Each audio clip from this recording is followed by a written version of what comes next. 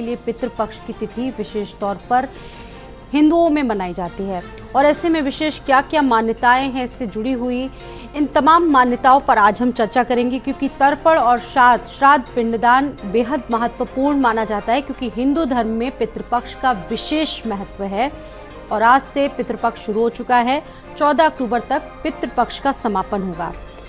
पितृपक्ष में पितरों के लिए तर्पण, श्राद्ध और पिंडदान किया जाता है ताकि उनके प्रति आभार व्यक्त किया जा सके। इसकी शुरुआत हो चुकी है, जो कि 14 अक्टूबर तक समाप्त होगी। पितृपक्ष का हिंदू धर्म में विशेष महत्व है। पितृपक्ष में पितरों के प्रति आदर भाव प्रकट किया जाता है। पितृपक्ष या श्राद्ध करीब 16 दिनों के होते हैं।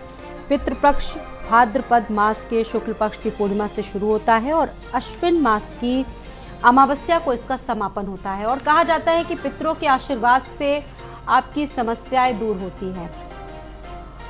और ऐसे में किस तरह से श्राद्ध कर्म की परंपरा का निर्वहन किया जाए, कैसे अपने पितरों को खुश किया जाए, इसके अलावा पितृपक्ष से जुड़ी क्या क्या मान्यताएं हैं, किस तरह से नियमों को निभाया जाए, किस तरह की सावधानी बरती जाए, इसका भी विशेष महत्व है।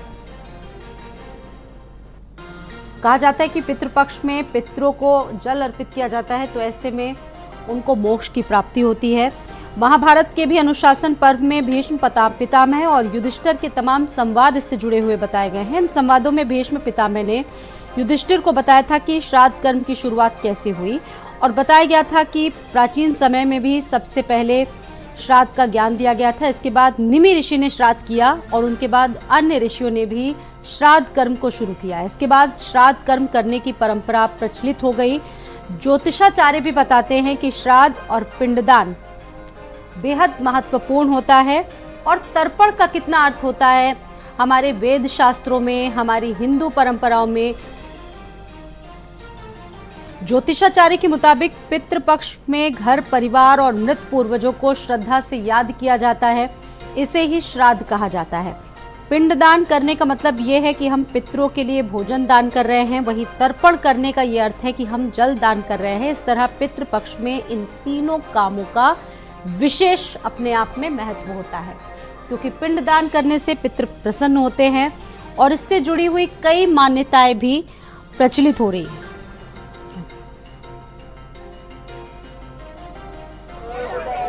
पितृपक्ष में ऐसा क्या करना चाहिए ताकि पितरों की आत्माओं को पूरी तरह से शांति मिले और उनका आशीर्वाद हमें मिले, इस पर आगे हम चर्चा करेंगे।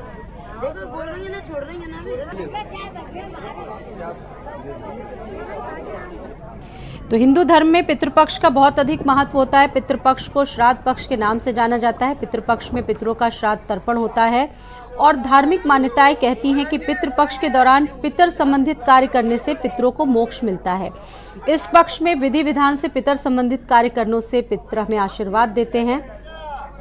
और 14 अक्टूबर तक अब की बार पितृपक्ष का समापन होना है। ऐसे में सुबह स्नान पूजन के बाद पितरों को तर्पण के साथ पिंडदान देना चाहिए।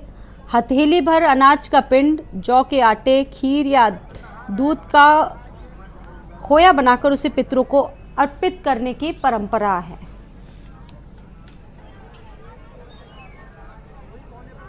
और इस वक्त इस पर मेरे साथ आचार्य राज मिश्रा जी जुड़ चुके हैं इस चर्चा में हिस्सा लेने के लिए। बहुत स्वागत है आचार्य राज मिश्रा जी। चर्चा की शुरुआत करते हैं। आचार्य जी, अभी हम लोग पितृपक्ष की बात कर रहे हैं। पितृपक्ष का क्रम भी शुरू हो चुका है और हमारे हिंदू धर्म में इसका विशेष महत्व है। आप इसके विशेष महत्व को कैसे समझाएंगे, ये कितना महत्वपूर्ण होता है?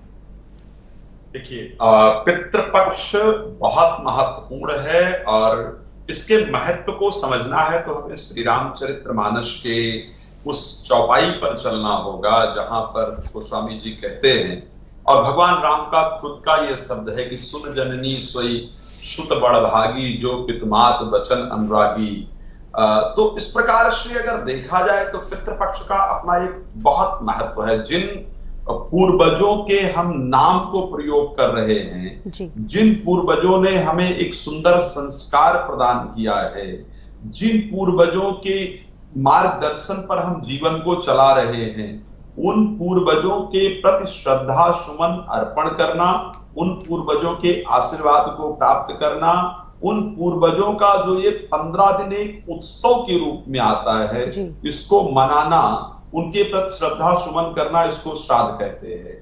शास्त्र कहता है जले नापि चाना श्राद्धाः साके नापि करोति या अमायाम पितृसतस्य शापम दात्वा प्रयन्ति च। इस पितृपक्ष के अंतर्गत हमारे पूर्वज, हमारे पितृ जो है वो धरती पर आकर के ये उम्मीद करते हैं कि जिन वंश के लिए हमने अपने जीवन में कई बार वेद विरुद्ध भी कार्य किया है। देखिए इस संसार का एक नियम है स्वाति जी कि अगर कोई अपने ही जीवन तक संबंधित रहना हो तो शायद वेद विरुद्ध कार्य नहीं करेगा, अनैतिक कार्य कभी नहीं करेगा, है ना। लेकिन अपने बच्चों का जीवन सुखी रहे, अपने बच्चों का जीवन प्रसन्न रहे, बच्चों को जीवन में आगे बढ़ाने के लिए कई बार व्यक्ति वेद विरुद्ध या जो शास्त्र सम्मत नहीं है वो कार्य भी करता है। लोगों के साथ कई बार बेईमानी करता है, कई बार लोगों के साथ छल करता है, कई बार लोगों को अनैतिक रूप से परेशान, ये सब कुछ करता है। तो जब वो व्यक्ति इस संसार में मृत को प्राप्त करता है तो परमात्मा उसकी आत्मा से पूछते हैं कि हमने तो आपको विशुद्ध और पेवर आत्मा भेजा था, आपने संसार में जाकर के आखिर ये सब क्यों किया।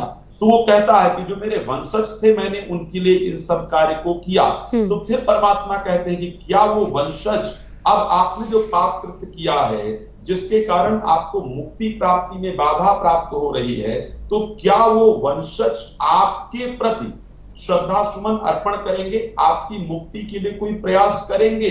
तो वो कहता है कि हाँ, मुझे विश्वास है कि जिन मैंने अपने सांसारिक लोगों के लिए, जिस वंशज के लिए मैंने ये सब अनैतिक कार्य किए थे, अब मैं तृप्त नहीं हो पा रहा हूं, अब मैं मुक्त नहीं हो पा रहा हूं, तो निश्चित रूप से वो मेरे मुक्ति का, मेरे तृप्ति का उपाय करेंगे। तो वो इस 15 दिन में इस धरती पर आता है और ये उम्मीद करता है कि ये मेरा वंशज मेरे लिए वो सब करेगा। जब वो वंशज उसको करता है तो उसको ग्रहण करता है और अपने वंशज को आशीर्वाद देता है। लेकिन जब नहीं करता है तो शास्त्र ने बड़ा स्पष्ट कहा कि जले नापि चाना श्राद्धाः शाके नापि करोति या अमायाम पितृसतस्य शापम दात्वा प्रयन्ति च। ऐसी परिस्थिति में 15 दिन तक वो देख करके अमावस्या को श्राप दे करके और दोबारा पितृलोक को वापस चला जाता है। बेहद महत्वपूर्ण जानकारी आचार्य राज मिश्रा जी आपने दी। आपके पास मैं दोबारा लौटूंगी। मेरे साथ आचार्य राजीव शुक्ला जी भी मौजूद हैं जिनसे हम पितृपक्ष पर बातचीत करेंगे। आचार्य जी, आपसे पितृपक्ष के महत्व के साथ साथ हम एक सवाल मेरा ये भी है कि कहा जाता है कि माता पिता का जो ऋण होता है वो चुकाया नहीं जा सकता है, लेकिन ये जो तिथियां हैं ये भी बहुत महत्वपूर्ण हैं। एक सवाल ये भी इससे जुड़ा हुआ है, किस तरह से अपने पितरों को खुश किया जा सकता है इन 15 दिनों में? आदिदेव नमस्तुभ्यं प्रसीद मम भास्करा दिवाकरा नमस्तुभ्यं। इस प्रकार से हम लोग नमस्तुभ्यं बोलते हैं सूर्य को, चंद्र को, नवग्रहों को और शनिदेव को।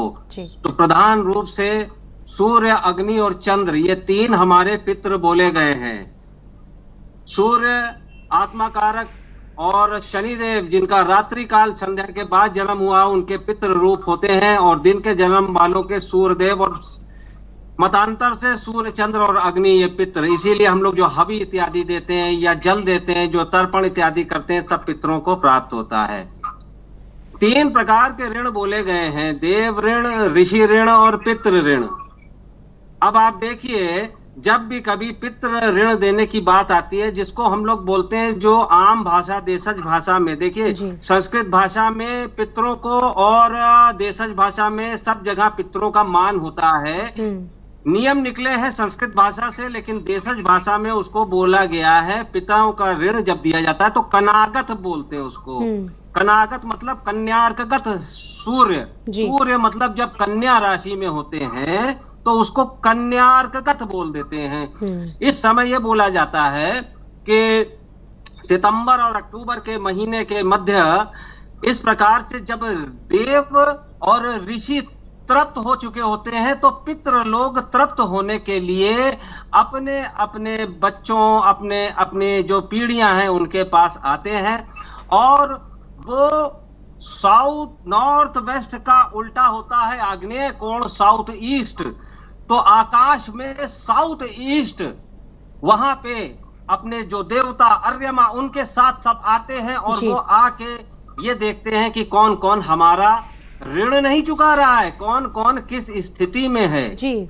हाँ, बड़ी प्रसन्नता तब होती है जब आप उस प्रकार से तर्पण, अर्पण, दान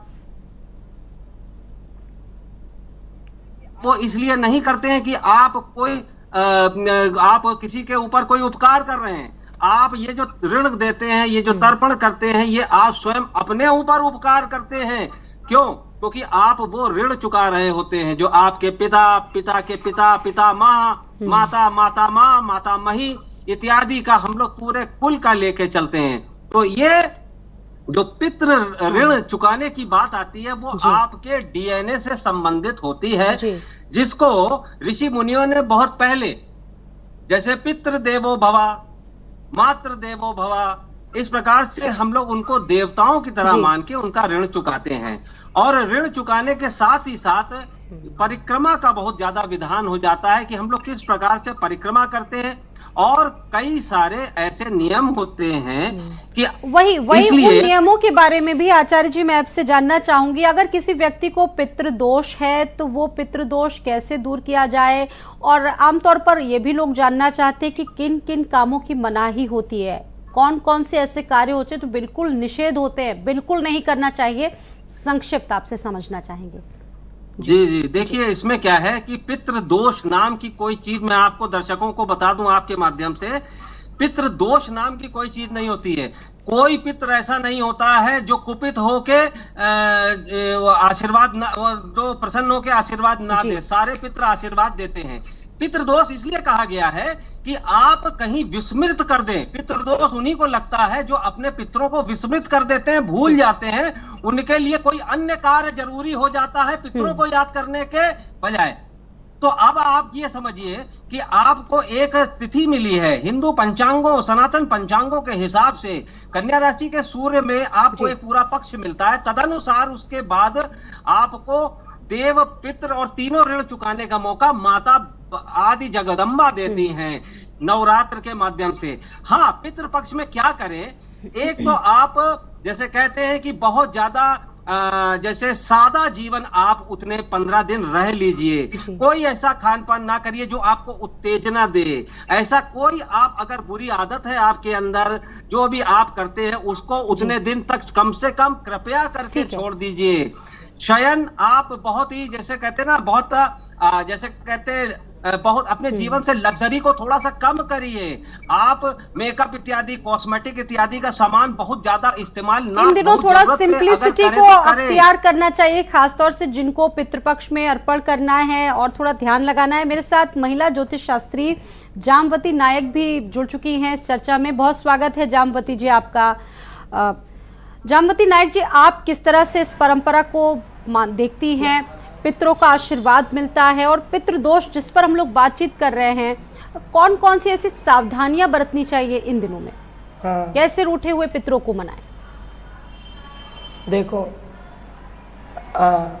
देखो अमावस्या होती है पितरों की और पूर्णमासी होती है देवतन की। अपन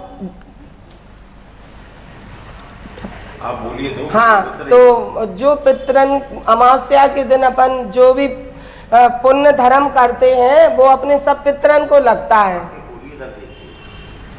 ठीक है। आचार्य जो पितृ होते हैं वो दरवाजे पे बाई रूप मन में बैठ जाते हैं, और पितरन को देखो सफेद चीज पसंद है। पितरन को व्हाइट रंग की, क्योंकि वो शंकर जी का वरदान है उनको। और पितरन को देखो रोज 8 पूड़ी निकालने चाहिए। दही रखे, जैसे ऊपर उत्तर की दक्षिण की तरफ अपन चावल रख के और पितरन को तर्पण 3 बार करते हैं। और जिस घर में पापी हो जाते हैं प्रगट, उस घर के पितृ नरक में चले जाते हैं सब। आचार्य राज मिश्रा जी भी मेरे साथ मौजूद हैं। आचार्य राज मिश्रा जी, आपसे एक सवाल ये मेरा है कि माता पिता के ऋण से कहा जाता है कि कभी अब मुक्त नहीं हो सकता है कोई भी व्यक्ति, लेकिन ये कहा जाता है कि 15 दिन विशेष होते हैं। अगर आप कोई विशेष उपाय करें तो आपकी जो समस्याएं होती हैं, जो दैनिक समस्याएं होती हैं आपके जीवन से जुड़ी हुई, उसमें बहुत हल मिलता है अगर पितर आपसे खुश हैं तो।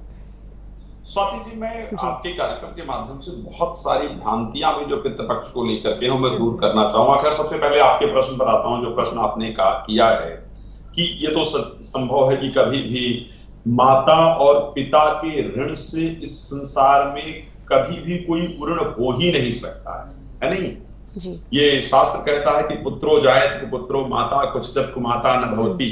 माता अपने जीवन के सर्वस्व सुख का त्याग करके अपने पुत्र अपने पुत्री के जीवन को सुख प्रदान करना चाहती है, तो हम माता पिता के ऋण से कभी ऋण नहीं हो सकते हैं। लेकिन ये जो पितृपक्ष है, इसमें हम उनके प्रति अपने श्रद्धा सुमन को अर्पण करके, उनके द्वारा दिए गए संस्कारों का पालन करके, उनको याद करके निश्चित रूप से उनकी आत्म को शांति प्रदान कर सकते हैं। उनको ये दिखा सकते हैं कि जो आपने अपना आशीर्वाद दिया था, जो आपने हमें संस्कार दिया था, उसका हम पालन कर रहे हैं और आपके प्रति श्रद्धा सुमन अर्पण कर रहे हैं। अब एक बात, क्यों शांति जो प्राप्त करने की बात आई है, उस पर मैं आपके विषय पर आता हूं। इस संसार में जितने भी बाह्य सुख हैं, मीन्स जो कि आप प्रसिद्धि प्राप्त करना चाहते हैं, आप वाहन प्राप्त करना चाहते हैं, आप घर प्राप्त करना चाहते हैं, आप धन प्राप्त करना चाहते हैं, वो सारे के सारे सुख आप देव कृपा से प्राप्त कर सकते हैं। देवताओं की पूजा करने से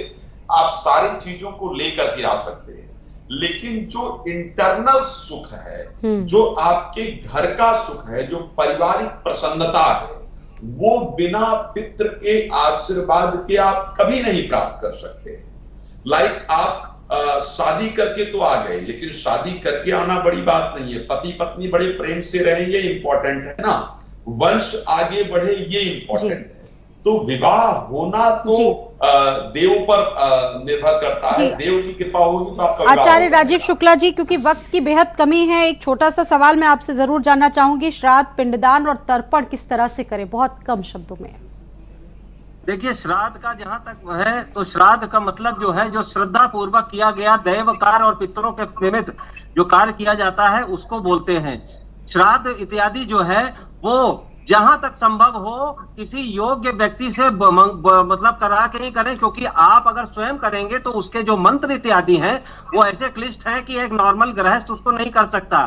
तो श्राद्ध उसी तिथि पे होता है। आप पंचांग मंगा के देख लीजिए तो पंचांग में श्राद्ध की तिथियां जैसे स्त्रियों के लिए अलग, माता के लिए अलग, वो अलग अलग। अगर तिथि याद नहीं है तो एक तो श्राद्ध विधि विधान पूर्वक करना चाहिए। दूसरा, तर्पण हर व्यक्ति कर सकता है। जिस व्यक्ति को अगर पूरे पितृपक्ष तर्पण करना है तो तिल से, कुशा से, और इसके साथ साथ क्या है, पूरा अपना कोई वस्त्र, उपवस्त्र इत्यादि डाल के।